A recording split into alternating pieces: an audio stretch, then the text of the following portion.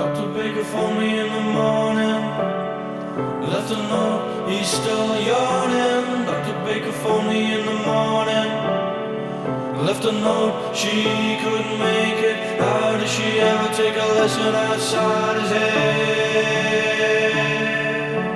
Dr. Baker phoned me in the morning, he couldn't understand, he was a busy man. Tried to reach him again, plead with him.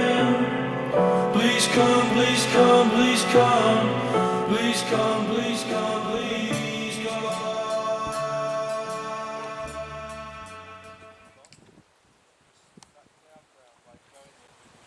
Well, Gary, I think you've beaten me quite convincingly.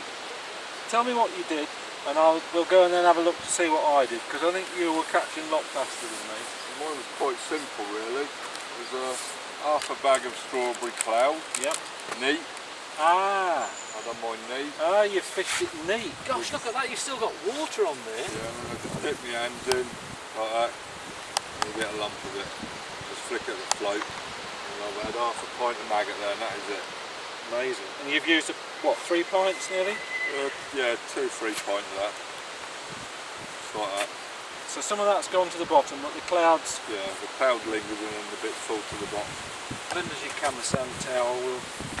Used F1 float. You lost one early, didn't you? Yeah. I think you'd call for a hold, didn't you, while you'd lost the rig? Little bulk halfway down. Yeah. And dreading silverfish up. Gosh, you must spend all night making those. I don't mean the blue hydro, pull a bung just in case there's odd big carp in here, you never know. That's the way I fished it. Hang on, just let's see how far that bulk is from the hook. Ah, you lost your hook at the end. Yeah. You know, it's funny because I set up a little rig, not quite as heavy as that. And well, it's only because there's a bit of wind and tow on there, just what rolled it a bit stiller. Yeah. So I caught fish through the water and on the bottom as well then. I think the Rudd though wanted it with a bit faster drop, didn't they? I heard you laughing when, because I fished the whip, I heard you laughing when I couldn't hang on to something. Well, I did say I'd laugh when you lose a carp. Yeah, but you haven't had one on the hook, have you? What? A big one? No. Well, that was just in case. Come on then, Gazzo. Show me how you started. Right. What I've done to start with, just put a good dollop of cloud in. So there's not a lot left in there now. No. Just look, let's just have a look at that. That is really, really, like that. really colourful. Started off. Good. enough to bring the rod straight up. Then I just flicked a few maggots in between and then flicked a bit of the cloud every fish. Just run that again. Just run that again for me. Because that hang in that water, that cloud's unbelievable. And there's no bait in there. There's no hook bait in there. No, just cloud. Right. There's a bit of watery cloud and then the solid. So some will fall to the bottom and some linger in the water. So all I've done is just dip the pot in like that. And the water there, That's enough to bring the rod straight up. gosh. And just flicked a few maggots every now and then and a little bit of cloud every fish. A normal ground bait wouldn't work like that, would it? No. Because that's really hanging in the water. That's what it's designed for originally, for shallow fishing. Amazing, look at that. As soon as we was only fishing for a cake, we've got a lot of rigs set up. Well, I've only set 4 up. I did say I was going to set 25 up, but I've only set 4 up today. What was your approach? My approach was a single maggot, a single dropper, number 8, and the good old piece of peacock quill, flat float. Because initially I thought I'm going to catch rudd on the drop, so I wanted a slow drop or a slowish drop, moving that number 8 around to make that hook bait go a little bit slower, a little bit faster through the water. How do you read the bites on that then, on the float? Well, what happens is it either shoots across the surface of the water if you get them on the drop, or it just goes from being flat, cocking, straight under.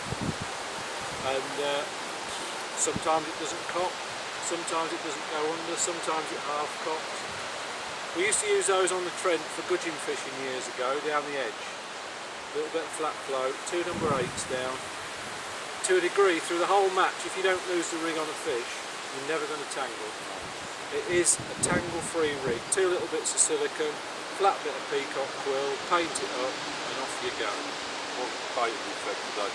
Bait, I've fed probably a pint of maggots to keep the fish on the bottom, because I wanted the carp to feed on the bottom, which they did perfectly, little tiny carp.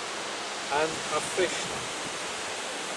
fished the ground bait that I like fishing, which is a bit heavier than you fished.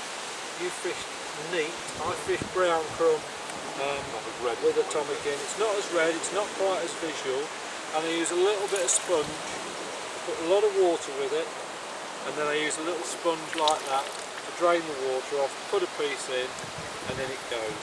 And I can tip, just like you do, pick a little bit up, and then it goes. Similar, but just like tweaked on the method. Why you've beaten me today, Gary, is the faster drop. Those rudd, on the day, wanted a fast drop, and that wind skirted into the bank as well has not helped total presentation when the bait has actually gone onto the on its foot. Yeah, it's dragging through just that slightly. So you've got the old-fashioned whips out as well, wet bag. There's always a place for an old-fashioned whip, isn't there? That was quite funny when you hooked a carp, though. Yeah, you did laugh. I thought I'd use my yellow box in this video though, rather than my red one, to sort of distract you. But yeah, every time I turn around, the eyes are like that, like looking into the sun. it's Volkswagen Golf yellow. Very nice. So it's got a bit of dramatic colour. We've come down to Gary's peg for the weigh-in, brought the fish down. And because I don't think I've done it, I'm going to weigh first. It's going to be a tight match, this one. Mel started going for carp, so on a rudd match.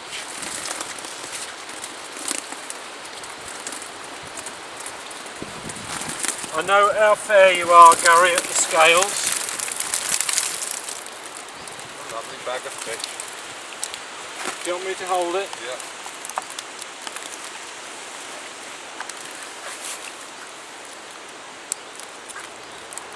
Has it gone over? 32.4. Wow. What a lovely bag of fish. 32.4.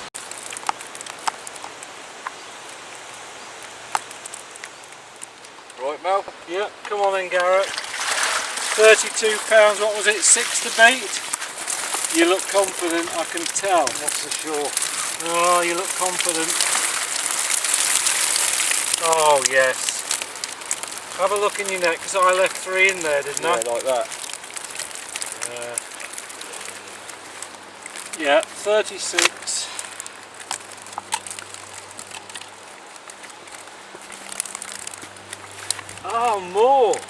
faster. 38:10. Cheers, Mel. I'll enjoy my cake. You will. 3 hours fishing. More running there than carp, isn't there?